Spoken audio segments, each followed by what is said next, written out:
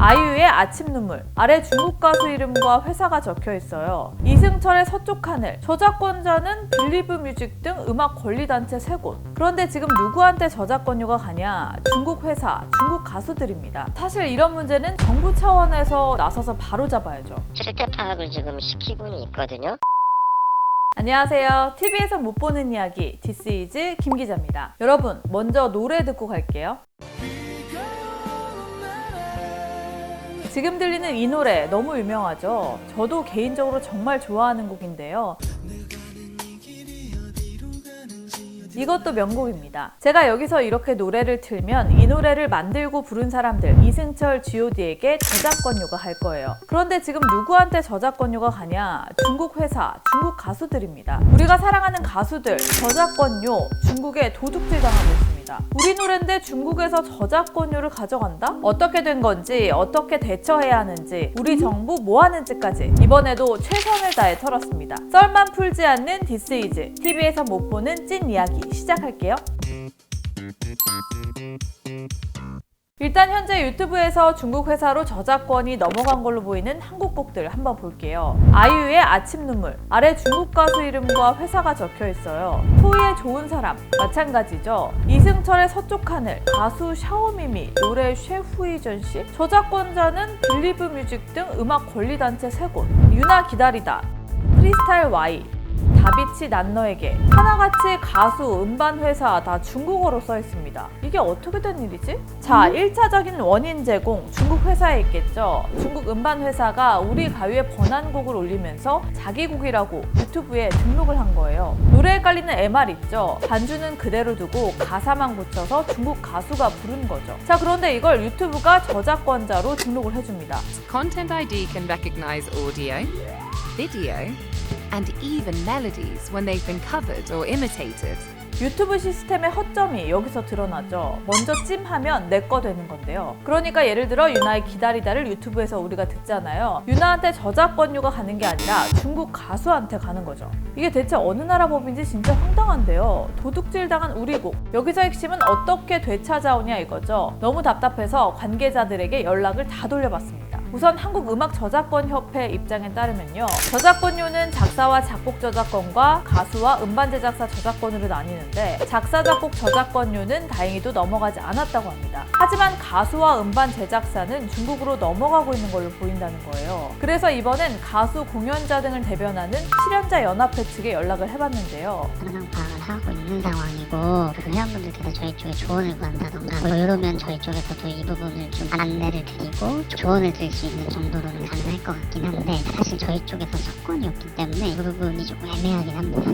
아쉽지만 가수의 저작권은 양도나 상속이 안 돼서 지금 딱히 할 수 있는 게 없는 상태. 본인이 직접 권리를 주장해야 한다. 각계전투해야 한다는 얘기인 거죠. 그럼 음반 산업 쪽은 어떨까? 그런데 이게 하루 이틀 일이 아닌 것 같더라고요. 온라인 모니터링하면서 저작권 침해 사례에 대응하고 있지만 한계가 많은 상황.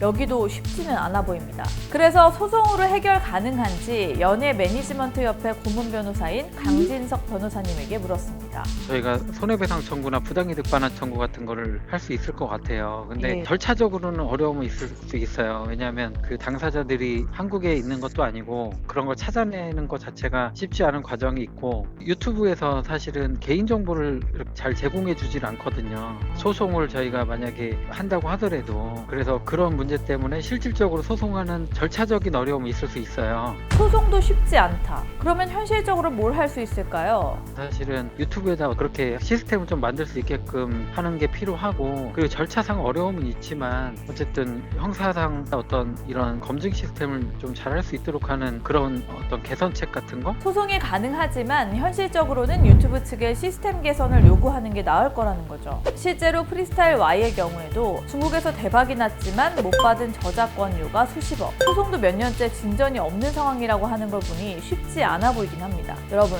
답답하시죠? 저도 답답하더라고요. 그 유튜브의 기술적인 그런 저작권 보호 시스템의 맹점을 이용해서 투입한 어떤 리소스에 비해서 더 많은 효과를 애초에 의도하고 한 것으로 보인다. 그렇기 때문에 유튜브가 현재 다소 미흡하거나 부족한 저작권 보호 기술을 채택하고 있는 것이 이 사안의 가장 본질적인 부분이라고 말씀드리고 싶습니다. 결국 유튜브 세계 1인이 유튜브가 해결해야 할 것 같다는 게 공통된 생각. 그래서 유튜브에 물어봤습니다. 앞으로 조치할 거냐? 그랬더니요, 이런 형식적인 답이 왔습니다. 유튜브는 저작권 보호를 위해 노력하고 있다. 적절한 콘텐츠 소유권 주장하도록 최선을 다해 도울 거다. 뭐 이런 의미죠. 정말 최선 다하는 건 맞나요? 악의적으로 저작권 도용을 하고 이걸 대리해주는 회사. 저희가 조금만 찾아봐도 빌리브 뮤직, 어웨이 뮤직, 엔조이 뮤직 금방 몇 곳으로 추려지거든요. 심지어 이 회사들 다른 나라에서도 비슷한 문제가 있어서 저작권 침해 해결 방법 영상들도 올라와 있을 정도예요. 이 정도면 상습범인데 유튜브가 몰랐다? 방관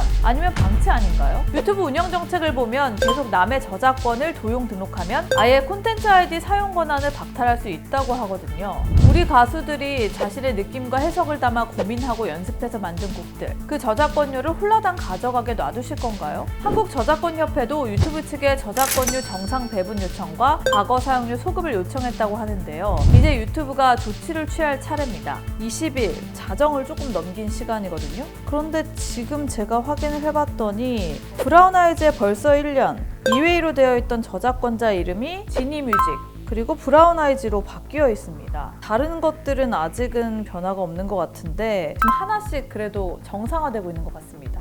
다행입니다. 그런데요, 사실 이런 문제는 정부 차원에서 나서서 바로 잡아야죠. 그래서 우리가 세금 내는 거 아닙니까? 실제 작년에 BTS 콘서트 영상이 해외에서 불법 유통될 때 기획사 하이브 측에서 문체부에 권한을 위임해서 불법 유통업체들을 잡았었거든요. 그래서 문체부가 어떻게 대응하고 있나 확인해봤어요. 그래서 지금 어느 정도 그런 부분들이 조금 되어 있는지 일단 실태를 파악하고 거기에 맞춰서 이게 이제 중국 정부한테 이렇게 해야 돼서 하는지 아니면 이제 기본적으로 이제 이건 이제 사적 관계니까 권리자들한테 통보해주고 문제 발생하고 나서야 정부가 나섰네요. 늦긴 했지만 다행입니다. 정부에서 실태 파악에 나섰다고 합니다, 여러분. 중국에 저작권 보호 사무소가 우리가 나가 있어요. 거기를 통해서 판권국이나 이런 쪽하고 좀 이런 문제에 대해서 공식적으로 문제도 제기하고 이런 아마 절차를 밟아야 될 것 같아요. 그렇게 가려면은 한국의 권리 침해를 받은 권리자들이 권리를 이임해줘야 되거든요. 중국 사무소에. 중국 사무소에서는 그걸 가지고 중국의 판권국을 만나서 이런 문제에 대해서 논의를 좀 해야 되는 상황이고 저작권자분들이 정부에 권한 위임을 할 경우 중국 공공기관인 판권국 협조를 받아서 해당 사이트나 무단 사용자에게 경고장을 보내서 사용을 못하도록 한다고 해요. 하지만 저희가 취재한 시점까지 기획사 등 피해 저작권자의 권한 위임 요청은 없었다고 하더라고요. 현재 태국, 필리핀, 베트남, 중국에는 해외 저작권을 관리하는 우리 사무소가 있다고 하니까요. 이걸 보시는 기획사, 가수 등 피해 저작권자분들은 문체부에 권한 위임을 하는 방법이 있으니 연락을 해보시는 것도 좋을 것 같습니다. 여러분, 사실 지금 이 사례는 극히 일부에 불과할 거예요. 중국에는 심지어 유튜브가 막혀있는데 이 정도인데 다른 사이트는 오죽할까요? 한류가 뜨면서 우리 드라마, 영화, K-팝 인기가 높아졌잖아요. 그만큼 불법 다운로드나 이런 저작권 침해 시도는 계속될 거고 더 많아질지도 모릅니다. 실제 문체부에서 직접 받은 자료를 보면요. 문체부가 대응한 해외 불법 저작물 침해 대응 건수는 2016년 12,000여 건에서 2020년 5년 만에 6배 이상 급증했습니다. 정부가 대응한 건수만이니까 실제로는 훨씬 많겠죠. 안타까운 건 저작권 성격상 안 걸리면 그만이라는 거예요.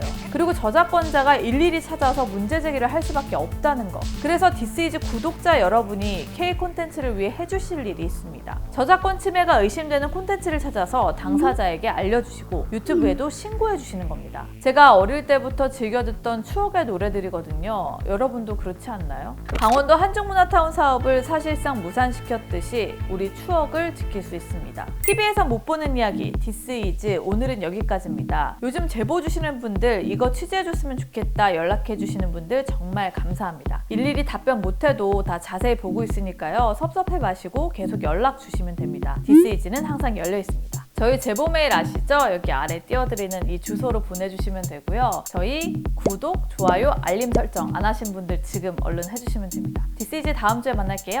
안녕.